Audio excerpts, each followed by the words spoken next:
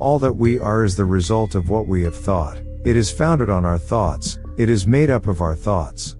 If a man speaks or acts with an evil thought, pain follows him, as the will follows the foot of the ox that draws the carriage.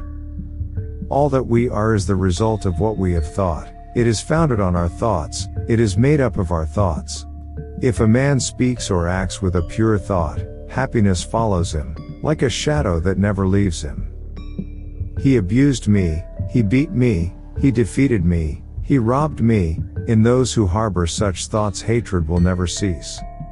He abused me, he beat me, he defeated me, he robbed me. In those who do not harbor such thoughts, hatred will cease. For hatred does not cease by hatred at any time. Hatred ceases by love. This is an old rule. The world does not know that we must all come to an end here, but for those who know it, their quarrels cease at once. He who lives looking for pleasures only, his senses uncontrolled, immoderate in his food, idle, and weak, Mara, the tempter, will certainly overthrow him, as the wind throws down a weak tree. He who lives without looking for pleasures, his senses well controlled, moderate in his food, faithful and strong, him Mara will certainly not overthrow, any more than the wind throws down a rocky mountain. He who wishes to put on the yellow dress without having cleansed himself from sin, who disregards temperance and truth, is unworthy of the yellow dress. But he who has cleansed himself from sin, is well grounded in all virtues, and regards also temperance and truth, he is indeed worthy of the yellow dress. They who imagine truth in untruth, and see untruth in truth, never arrive at truth, but follow vain desires.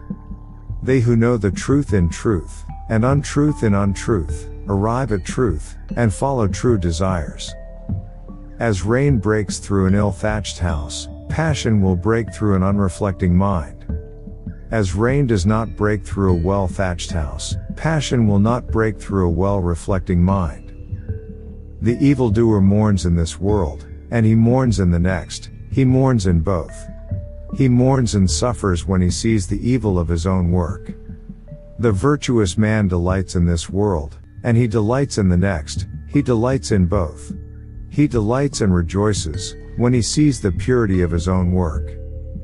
The evildoer suffers in this world, and he suffers in the next. He suffers in both. He suffers when he thinks of the evil he has done. He suffers more when going on the evil path. The virtuous man is happy in this world, and he is happy in the next. He is happy in both. He is happy when he thinks of the good he has done. He is still happier when going on the good path. The thoughtless man, even if he can recite a large portion of the law, but is not a doer of it, has no share in the priesthood, but is like a cowherd counting the cows of others. The follower of the law, even if he can recite only a small portion of the law, but, having forsaken passion and hatred and foolishness, possesses true knowledge and serenity of mind, he, caring for nothing in this world or that to come, has indeed a share in the priesthood.